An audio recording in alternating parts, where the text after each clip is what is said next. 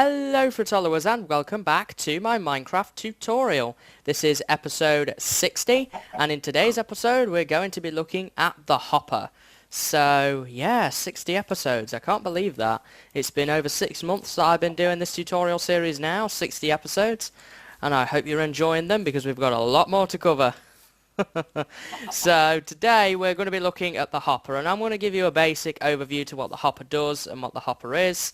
And we're going to take that through into a practical example. And I have an audience. The chicken is waiting, and there was a pig here earlier, but he seems to have rejoined his crowd. So, alright, the hopper. I guess we should start by crafting a hopper, right? And I've got a couple of demos and things to talk to you about relating to the hopper. I'm in a little test area here. Yes, I know, it's exciting, isn't it, Mr. Chicken? So my wizard's tower is over there if you want to know. If you want to grab the world download, which will be available in the description, you will actually see that my brewery and wizard's tower and stuff is over there, and the cottage is over there. So if in case you were curious, all this stuff will be right here, I believe. Although I may pack this up and take it over for our practical example, but we'll see. I have plenty of iron and plenty of wood, so I may leave this stuff here. Alright, so let's craft a hopper. A hopper requires a chest.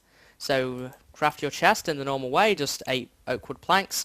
Then put the chest in the middle and surround it, like so, with 5 iron in this V shape. And you get a hopper.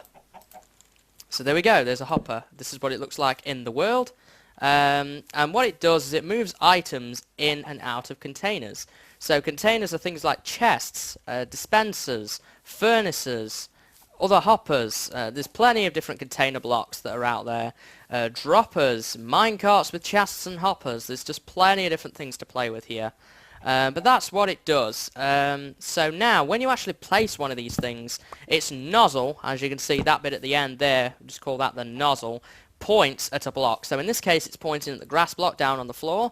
If I hold shift and then right click against the side of this chest, notice the nozzle is pointing into the chest. This is where items will flow if a container is attached to it. So items will flow into this chest here if I put items in it. And we'll get to that in a minute, but well, actually we need to get to it right now. So it can be placed in all 4 directions this way, and it can be placed straight down. It cannot be placed upwards. We use a separate tool for that, and that is called a dropper. And we're going to look at the dropper in a couple of episodes' time. I have a project plan for that too. So that's basically how you use the hopper. Now, you can actually add items to the hopper by either a container above it, so I could stick a chest, and let's just grab another chest up here, and stick it, remember, hold down shift and then right click and stick it on top. Now if I toss these iron ingots in there, they're now going into the hopper, but because the hopper is pointing at the chest, they are actually going in the chest, as you can see here. So items can be added by either container blocks or a minecart. If there's a rail here and a minecart on it, it will take items from storage minecarts and hopper minecarts. And by the way, we will talk about hopper minecarts when we actually get to the hopper, which is going to be, the minecarts a bit further down the line. So as you can see, they're all gone, so we can take this chest back now, and all my iron is back in there. So you can also throw items into it. So any items that land on top of the hopper. So if there's a water stream coming here, and I'm going to show you how this is done in our practical example, and items flow on top of the hopper, they will actually be taken in. So if you throw an item, as you can see, it went there. Let's do it again. Throw my steak in there. It lands on top of the hopper, it gets sucked in, and then it gets sucked through the hopper, and then taken over here, which I can then reclaim. So if there is no container block attached, let's just pick the hopper up. And by the way, to pick the hopper up, you use a pick. If you right click it down here and I throw items in it, so these oak wood planks, if I throw items in, they are just going to stay in the hopper's internal inventory. So this is the hopper inventory. It has 5 slots which can be added up to 5 stacks. Depending on the type of item you're using will depend on the stack size, of course, but that is how it's done. So it transfers items into a storage block or minecart at 2.5 items per second, and that is 8 game ticks, 4 redstone ticks, or if you don't want to get too technical, it's just 0.4 seconds per item. which is pretty cool stuff. I have to admit, it's very fast for moving items around. Hoppers cannot be moved by pistons at all. They will just not interact with pistons. Applying a redstone signal to the hopper will prevent it from pushing out items. So let's do this. I have some redstone in here. And why don't we make... I don't have any cobble on me, so I can't make a lever. I guess I could grab some. Let's just get a quick lever going here, and I will show you what applying redstone to the hopper will actually do. So we've got the hopper here. It's attached to the chest. If I put power to this hopper, so this hopper is now receiving power, and I toss items in here, you'll notice that nothing is going into the chest. That is because this hopper is locked. The redstone power means that it's locked, and you can apply this to any of the sides or even on top as well. So you could do that, and as you can see, it's powered because there is no connection here, but it is still connected, and it will actually lock the hopper. Now this also applies to any items thrown on top of it. You see, it will kind of just sit on top there, and it will not go into the chest. So this is a useful way if you want to shut something off. So instead of moving it by pistons, you just apply a redstone signal to it. So that's how that works. So it will not push out items or take in any new ones. So that's how redstone works, and obviously if you turn the power off, it'll take items as normal. So now, while this doesn't look like a solid block, it actually is classed as one. So things can be placed on top, such as rails, levers, and redstone. You just need to shift and then right click, and you will place that item on top of the hopper. Let me grab this lever to show as an example as well. Just shift and then right click, and as you can see, the lever is actually on top of the hopper. Where did my lever go? It went in the hopper, I bet. Yep. I don't think you can't place it on the side, only on the top. So that's just a little quirk there with hoppers. So whenever the item, wait, I've gone too far here. I have a little sticky note here which tells me everything about the hopper, because there's a lot to talk about if you're wondering. So when the hopper is connected to a storage block, but it also has another hopper below like this, in this setup right here, the hopper below, this guy, will take priority over the chest. So if I toss items in here, what's going to happen is the hopper is always going to take one item first, then the chest. And what will happen is these will divide evenly. So if I toss my 4 stakes in there, 2 stakes land in the chest and 2 stakes land in the hopper. And this is more for advanced hopper usage, but that is what happens if you have another hopper below. And whenever an item is sent from the hopper into whatever storage block it is, whether it's a chest, another hopper, a minecart, it will always fill the first empty slot. Unless there's an item of the same kind in the storage block and that item can be stacked, it will always try and stack. But if the stack is full, obviously it's going to take up another empty slot. So let's just quickly jump in bed here and pass the night. I don't want to have to deal with the mobs while I'm trying to explain this stuff. So that's that. So in this example here, the hopper will output one item into the other hopper and one into the chest at the same time. So, wait, no, it's not this one. Went too far. This one, as I already showed you, it will go one into the chest and one into the hopper at the same time. I want my redstone back. So it kind of divides it evenly. However, if there's an odd number, what will happen is, we can try that actually and see what happens. We'll see that 2 go in the chest and 1 goes in the other hopper. And that is how that works. So if there's a stack in there, it will divide them evenly. And now in this example, which is what I need to talk about, this hopper here will only fill this one. It will not fill the chest. And the reason for that is simply because the nozzle isn't pointing at the chest. Although in this example, the nozzle isn't pointing the hopper. It's just a quirk with the way hoppers actually work with each other. But that is, in this example here, as you can see, it will only flow into this particular hopper here. So always good to know that if you want to use these and try and compact things in. Hoppers can actually also suck in item entities. So an item entity is anything that you toss into the world, and you can see it here. So this goes for blocks as well. That block is now in an entity. That's now a block in the world. So if there's, say, a half slab on it or soul sand on it, let's just make ourselves some half slabs here, and I shift right click one of these on here. As you can see, it will still take the item. Not that one because it didn't land on top, but if the item lands on top, which is kind of tricky to do, but if the item lands on top, it will actually be taken by the hopper and then delivered into the chest. So that's just another little quirk with them. It's a good way of hiding hoppers, or if you want to open a door by putting an item in here, say if on a multiplayer server somebody needs to pay an iron ingot to get into your base, then you can actually do this, and you can set up little ticket booth systems on servers using this mechanic. So you can just toss an item in and you end up, the gate opens and you can go inside. So that is what happens as regards that.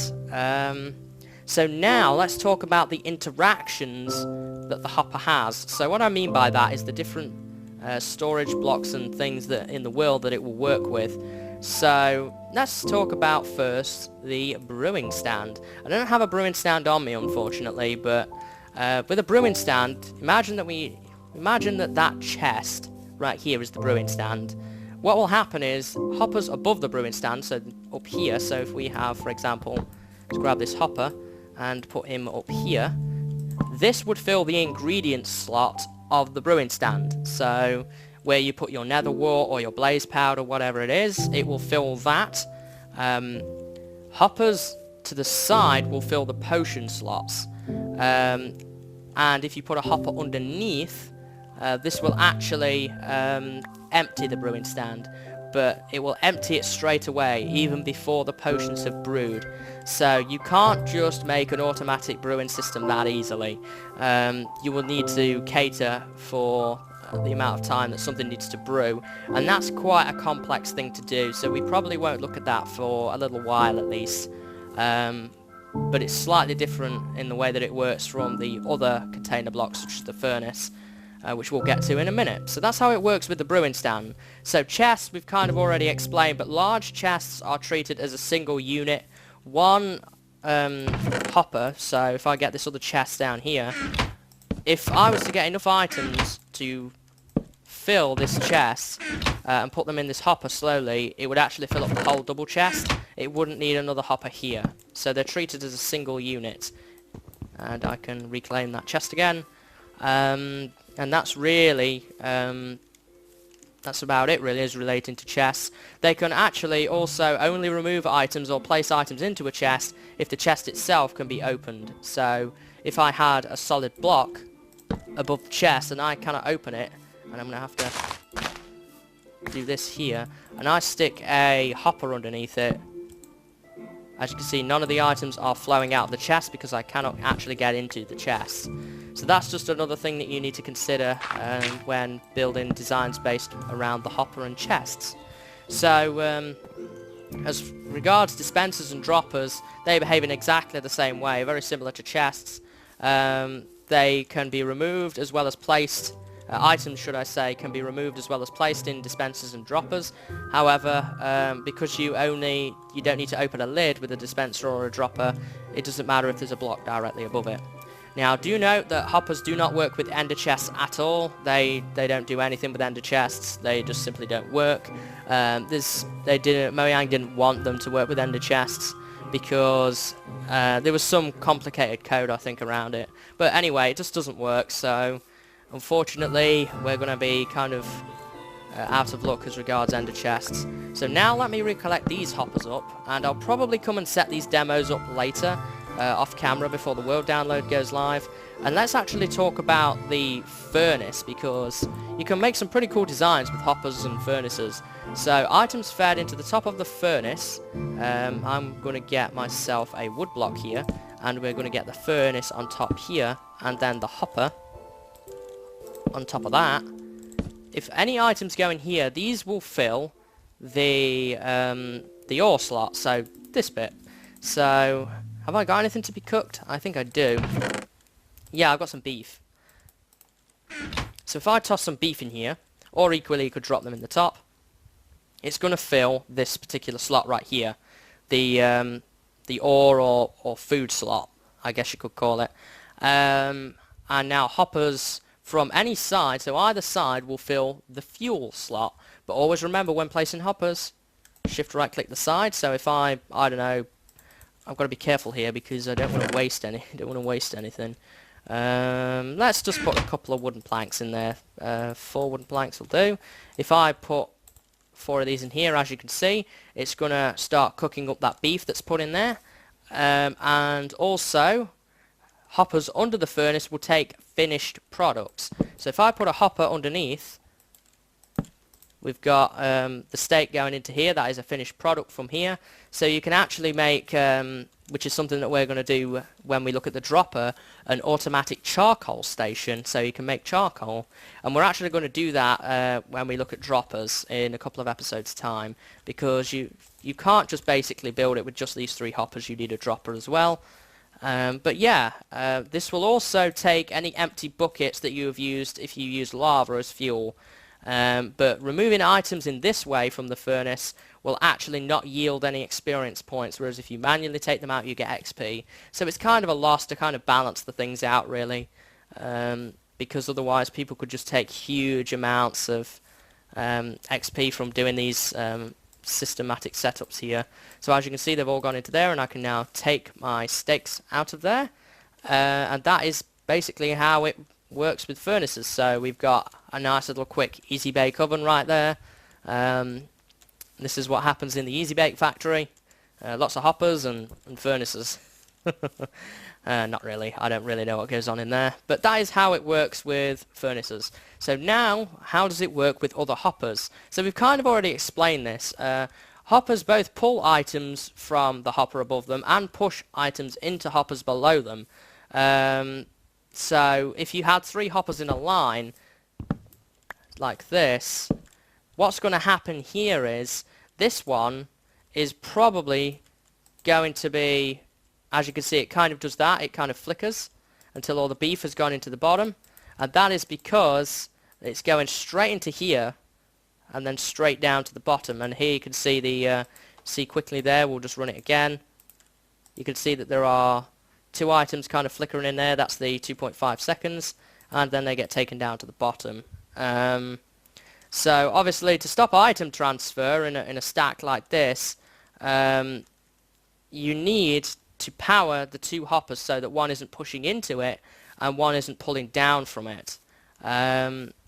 So you need to power both of them, and I believe that you could do that by doing something a little like this. So you would need the redstone here and then a lever or whatever on the side, so that this is going to get stopped, and because there's going to be a dot here, that's also going to stop this. So as you can see, nothing's going in there. Oh, that one is still taking it. Interesting.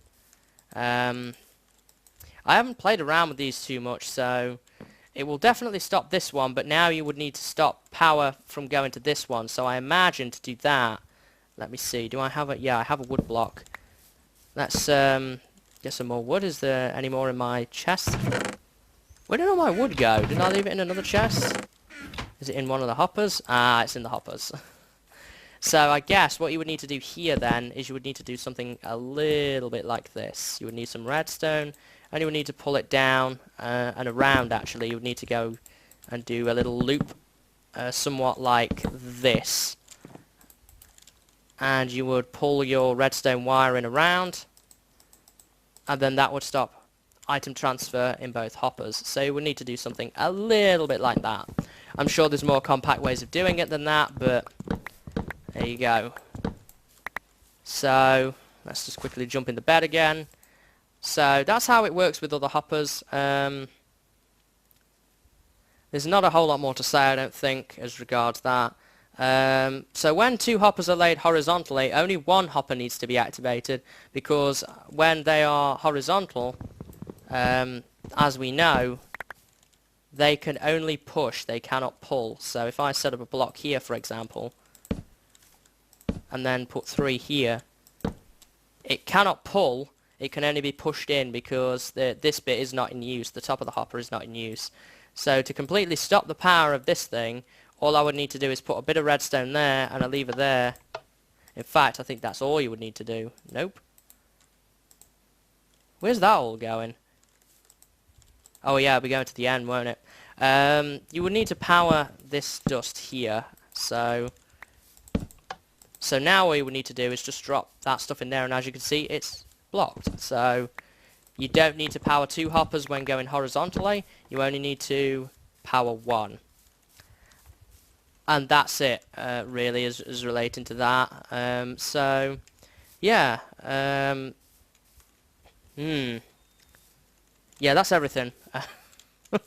So now let's move on to the minecart with chest and hopper. So hoppers will fill minecarts with chests or hoppers if they are pointing at them and are not separated by another block. And I don't have these on me right now, but basically, if there is the nozzle of the hopper is pointing at the minecart, so it could be in that orientation or that one, or equally that one, then you can actually fill items into minecarts with chests or hoppers, and also it will take items from them if there is a rail on top of a hopper. And this has led to some designs with automatic farms and things like that, which we may look at in the future, but they're kind of more advanced stuff. So you can actually shift click rails onto the top, as we know, of the hopper, which we talked about earlier, to make unloading stations. The hopper will not unload a minecart which is on a detector rail above the hopper, because the detector rail will actually power the hopper itself. So if you don't want certain items to go and be powered, then you would put a detector rail above that. Trap chests are identical to chests, except that the interaction is blocked while the chest is open, as it emits the redstone pulse and powers the hopper. And we'll talk about the trap chest more when we actually get to that a bit further down the line. But I wouldn't expect many people to be using trap chests with these things, to be honest. Then the trap chest isn't that useful. So finally, let's talk about the connections of the hopper. The hopper will connect to the block at which you point, and only that block, so it doesn't automatically connect. So if you put a block down next to it, say a chest, it's not going to automatically connect to that. If you destroy the block which the hopper was once connected, so in this case, if I tear this up, this isn't going to reset, it's just going to stay there. And this can be useful for actually transferring stuff into minecarts via their sides. So to get a hopper to connect to a block with an inventory, you just need to shift right click the block onto the side, like that. And then that is how you will get it to attach to a storage block rather than opening the storage block itself. You can deactivate a hopper with a redstone signal, but note that another active unpowered hopper beneath can still take items from it. So do note that. Kind of already talked about that. And if you place a hopper by clicking the bottom face of the block, the hopper will not point up but point down instead, because you can't input upwards. So if you don't know what I mean, if you do something like this and you try and stick a hopper up like that, it's just going to point downwards, because you actually can't put hoppers upwards. It's not possible. So yeah, that's that. This can be actually solved by using a minecart with a hopper and sending it up along a rail, which we'll talk about when we get to minecarts.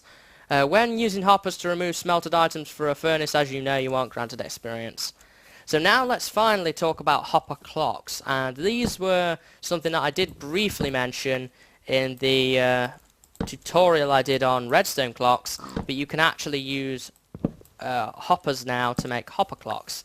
And I didn't cover these then because these are kind of separate, but if you put an item into an item hopper that is facing each other, you will see that it kind of blinks on and off like that. That's because it's going between the two hoppers. And if you stick a comparator here, you can then take a signal from that, which acts as your clock.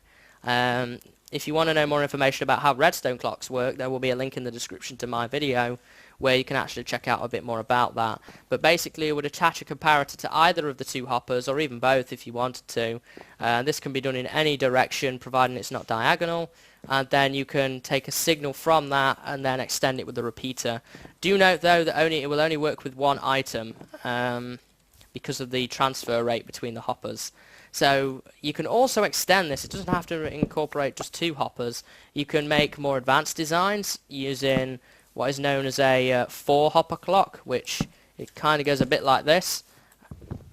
But these are getting into more complicated redstone stuff that I don't know if many people would actually understand, so I'm going to leave them alone for right now. There is a page relating to hopper clocks on the wiki, and I'll link that. It's on the Redstone Clocks page. I think it's called Redstone Clocks or Clock Circuits, something like that. And you can actually explore these a bit more if you want to. But these are generally used for more advanced redstone and specific timing and things like that, which we are not going to be looking at right now because I want to try and keep this simple. But that is hopper clocks, and that is how they function, by just sending items into each hopper, and then as we know from the comparator episode, you can actually take an output signal from the amount full that the hopper is, as with any storage block, and then you can use that for whatever it may be that you want to have a clock hooked up to. So that is that. So now what we're going to do is we're going to do a practical example of the hopper in use. So what we're going to do for this particular project is we're going to build an automatic farm. Well, it's semi-automatic. It's going to be the whole button push. Water flows into the center, and then it goes and is collected by hoppers. So we're going to be kind of changing this up a bit here, because we're going to make the wheat farm and the carrots and potatoes all automated in this way, and all you're going to need for this is 2 hoppers, and there's just going to be a couple of other things that you're going to need for it, which I'm going to get ready. It's a very simple design, and this is great for practical uses in survival mode. So what I'm going to do is I'm going to grab my equipment, I'm going to set up those demos again for you guys, and then we will actually get to work on making this thing. So I'll be right back, guys. Alright guys, so I've gathered everything that we need. Here is everything that you're going to need. You're going to need a couple of stacks of building blocks. This can be anything you want. I would recommend something sturdy like cobble or stone bricks. You're going to need 4 bows. We're going to craft these into dispensers in a minute. 4 water buckets, a wooden button, 2 hoppers, 2 chests, 2 repeaters, and about a stack and a half of redstone, and some dirt or gravel or whatever it is that you want to use to kind of get around the thing as your scaffolding. Obviously bring some food, a crafting table would be good, and a bed. That is what I would recommend for this particular build. Obviously you need to incorporate lighting. We're just going to use torches, although you could add lamps or something and get fancy with it. This is just a very simple design. I did come up with this design by myself, but I'm pretty sure someone else has probably already beat me to it. But I actually sat down on my test world and came up with this design. If there is a design out there by anybody which looks exactly the same as this, please let me know, and I will credit it to them. So first let's make ourselves the dispensers, and for dispensers you actually need bows, cobblestone and redstone. So you need to put a bow in the middle. I didn't pick up my redstone. You're going to need a bow in the middle, some redstone at the bottom, then you surround the rest with with cobble, and you get a dispenser. And I think I may have some dispensers lying around somewhere, or they're still at the temple, but nevertheless I can just make some here for convenience. So if you don't have a bow in it, you get a dropper, but we actually want a dispenser, and the reason for that is dispensers can shoot out water if there is a bucket in there full of water, or equally lava, but we need it to be water. This is going to be the makeup of our auto harvesting system. So now then, we kind of have a pretty good setup for building this automatic farm. We have carrots and potatoes, and we also have wheat, and this will incorporate all 4 of these things in this area for melons, pumpkins, cocoa beans, cactus, sugarcane, and I think that's it. You're going to need something else. This design will also work with nether wart. If you want to build this for a nether wart farm, but just replace the dirt with soul sand, which we're going to be using in this design, and also you don't need water obviously for a nether wart farm. So this is going to be a very simple design. As I say, it's probably going to be quite basic for some people, but I just want to kind of start simple, if you get what I mean. So I guess the first thing we need to do is kind of take out this fence, because this is going to be in the way, and I have a plan. In a couple of episodes time, when we look at the hardened clay, we're actually going to surround this and make it safe by building a greenhouse around it. That's my kind of objective to use the hardened clay for, is actually build that. So if you have any fences around it, just take them out. They're going to get in the way, so it's best to take them out, like so.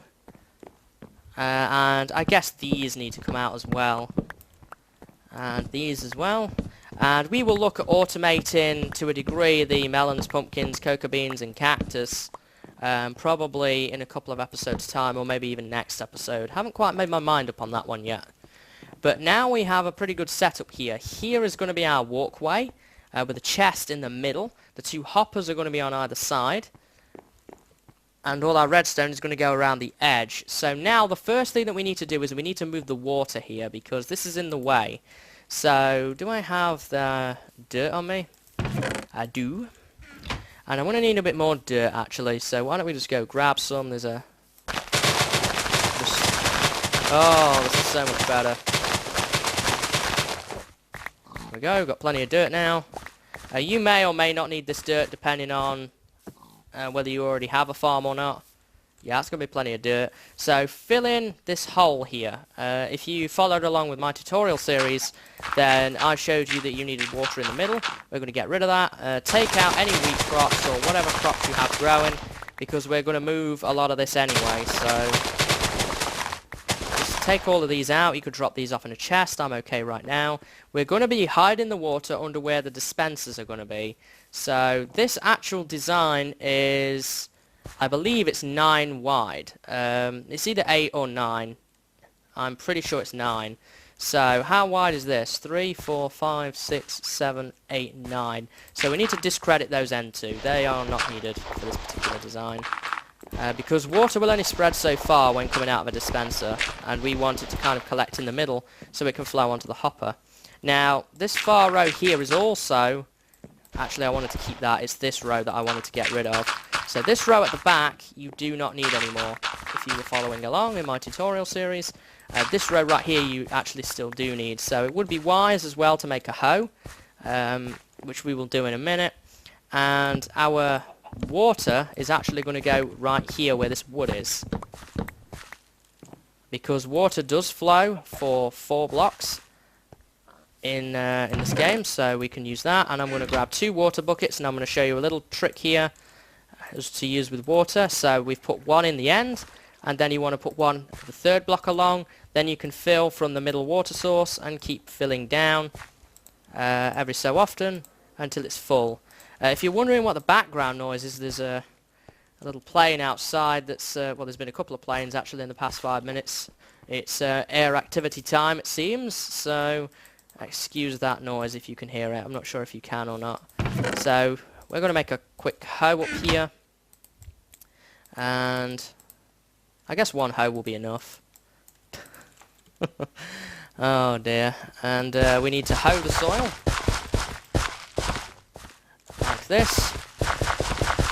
And this will form your 4 rows actually. I meant to fill in the back row, didn't I? Back up a minute. So let's ignore what I just said as relation to this. We want to fill this row in here. Oops. It's the thing with this shovel, it's way too powerful. We want to fill in this particular section right here instead, is what I was trying to go for. I got lost along the way, unfortunately, so... there we go, we've got our little trick going. There we are. And now we can hoe the soil properly this time. Let's hoe you, and then hoe this. So there's where the water's going to be. Now, apart from the end blocks, grab some of your building blocks. So in my case, the cobblestone.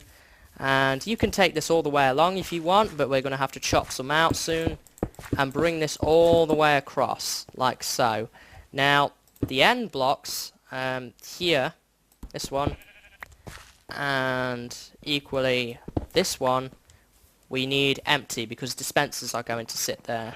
And in the center, so the central point, which for me in this case is right here, you want to take this out and actually put a hopper in there. I do not have my hoppers, so we want a hopper and our chest. The chest goes right in the middle, right here. You can put the chest in, doesn't matter which way the chest faces. And shift right click, right there. And then that's that half done. Now we just need to do the exact same on the other side. And I will do that in a minute. Let's just get the dispensers in first. And we'll do that. So just put the dispenser in here. And in here. Now dispensers can face multiple ways. Make sure that they are facing forward. You don't want them to face any other way.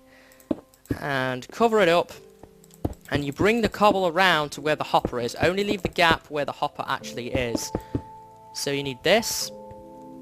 And now you need to put a water bucket in each of the dispensers here. This is why we brought 4. And 2 are actually empty, but that's okay. We can refill. So 1 in each. There we are, 1 in there. And now we can just quickly refill our buckets that were already empty, and we can actually do that, I believe, by reaching in there. Now, is that flowing? I don't know. Let's just... There we go. So, you can always double check if you made it flow or not by just taking up the dispenser. In my case, I didn't. So we can just put that back, and we can put that there. And now we just need to do the exact same for the other side. So, I'm going to do that particular part off camera, as I've already shown you what to do. Make sure all your soil's hoed. You could plant your seeds at this point if you wanted to. That's probably a good idea actually, so that they could already be growing. We've got the water in, so it doesn't really matter at this point what you do with it. And by the way, don't feel obligated to use cobble like I'm using. You can use any block, but I would, as I say, recommend it to be quite a sturdy block. Something that's got a bit of oomph in it, not something like dirt or gravel, because it could get blowed up really easily, and we're going to have redstone sat on this, which we don't want. So the idea here is we're going to have a button push, which is going to make water flow, collect the plants, and then they're going to flow into the chest in the middle, which we can then take our stuff out and then carry on towards our little storage shed over there, and we can put things away. So I'm going to do the same over here, just the exact same thing. So I will be right back once I have done that. Okay guys, so I've now gone ahead and done that, and at this point we have just the wiring left to do. So now what you want to do is you want to pick a side which you want to have the button on. Now in my case that's going to be this end section here. We don't want a button on both sides because it's just really not necessary. So here you want to kind of make this arch shape like this, and then you can put your button on the arch right there. And now what you want to do is you want to extend this to be too high. Only on the walls though, not above the crops, because one thing to note with this is items have a tendency to go flying off when they get washed down here, particularly the crops at the end. So it's always a good idea just to kind of make the walls too high.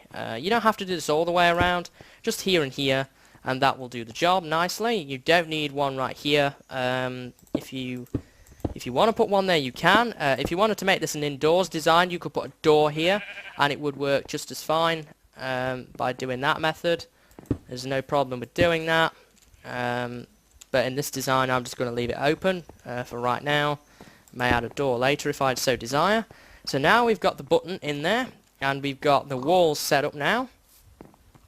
What we need to do now is hook up the wire into this thing. So there's probably more efficient ways of doing the wiring than this, but we're just going to do it this simple, good old-fashioned way. We want a piece of wire here, and then a piece of wire. Actually, let's knock this one out. We need a piece of wire there. Then you want a repeater facing this direction, and we're now going to run redstone all around the edge. To put redstone on the dispenser, just shift and right click, and this will power the dispenser, because as we know, redstone dust actually powers the block right below it. Now on this side, you're going to need a repeater where the same thing is. So right here we need another repeater, and then we need to go up and then up, and you need to make another arch like so, and then go up again. And you could run this through the floor if you wanted to, but I just want to do it this way for demonstration based purposes. And now we're going to run all the way around the edge, but we're not going to connect it. We're actually going to, whoa, mouse going weird there again. We just want to do it like this, because we can save a repeater by just coming around here. The button is right there, and what will happen now is we have all the wiring hooked up. That is literally it. There is not anything more to do than that. And that is the whole design. Unfortunately, no crops have fully grown yet, so I guess it would kind of be a little bit pointless to test it, but we will do so anyway. So what you do is you come into the farm from whichever direction. You might want to put a door on this to stop mobs wandering in here. And then you push the button. Did you hear that? That's the crops. Now they're all going to flow towards the central hopper, and as you can see, the seeds, the potatoes and the carrots will start to fill up. Now as far as carrots are concerned, on this side, these will go second. Potatoes will go first because a potato reached the hopper first. It just depends on the way you plant it. So here are all of those things, and I did accidentally pick up a carrot. Then to turn it off, I just push the button again, and it empties, ready for you to replant. So you can grab the stuff out of here, and you can go into your farm, wherever it happens to be, and just replant your crops. Don't run over the tilled soil, because otherwise it will untill. So you just want to just walk over it gently, like so, and same on the other side with the seeds. One thing you may want to do is enclose this in to avoid animals getting in, because they can trample your crops, or put a fence around it. Either way, that will do the job nicely, and I will probably put a fence around it temporarily. We can actually make use of what we tore out earlier in this, and run a fence around it, but eventually I'm going to build a greenhouse here as its replacement, and we're going to enclose this. This will actually stop mobs, even though it looks as if it's connecting, and then you can go around the edge again here, and we can just connect that up. And this will get modified over time. As I say, I'm going to build a building around this at a later date. But this is a pretty cool, nice small farm to get you started in using the hoppers. And we can put these back now as well. It turned out it didn't really matter that we took those out. We can put all of this back here. And as you can see, we have now a fully automatic farm for wheat and carrots and potatoes. And notice that I didn't actually need to take up any more space than what I was already using. We may have moved a few blocks or something like that, but we've got the same amount of crops, but now it's all auto-harvested for us. The disadvantage to this, though, is that you have to replant. Now, there is no way currently in the game anyway of having an automatic replant without using a mod, such as something that's in Feed the Beast or something like that. Maybe, which enables you to replant. Now for melons and pumpkins, cocoa beans, cactus and sugarcane, you're going to need a slightly different design, and we're going to look at those in a couple of episodes time, I think, along with tree farm and stuff like that. Now for netherwort, this design will also work for that, so you could build an automatic netherwort farm if you want and get that automatically processed, which I may do, I may not, I'll have to see on that one. And also, yeah, I think that's pretty much it actually. So next episode we're going to be taking a bit of a break from Redstone, and we're going to be building a tree farm, so that I can show you the next part of Redstone. We're going to look at droppers next. After the tree farm we're going to look at droppers, and then from there I think it's just tripwires, and I've got a record farm design to show you, and then I think we're going to be done with Redstone. So those of you who don't like Redstone so much, then you'll be very happy that we'll be moving on to some new topics fairly soon. But this is a great automatic farm that uses hoppers to collect the items. Prior to 1.5 you could have made a design whereby you just stand in the middle and let water flow, but this just uses the features of the hoppers. I mean, this is a very basic farm, but I just wanted to give you you guys the tools and devices so that you would know how to build one of these things, and just to kind of get you started on the idea of using hoppers and automation and that kind of thing. So, as I say, I did leave the designs over here if you want to play with them and experiment with the hoppers for yourself. They're going to be available in the description. There you go. I set up the furnace, the different chest designs, and just a basic hopper over there. And obviously you're going to get the farm as well, so you can play around with this to your delight. And if you want to go ahead and start trying to automate my other farms, then I hope you have fun with that, and I wish you luck. So that's going to be just about it, guys. I think I've pretty much said everything I wanted to about the hopper. There's not a whole lot more to say about it. I hope that you have enjoyed this tutorial and found it useful. And I hope to see you in the next episode when, as I say, we will be building a tree farm. So until then, guys, I hope you've enjoyed and I hope you found it useful. And I hope to see you next time. So until then, see you later and have a good day.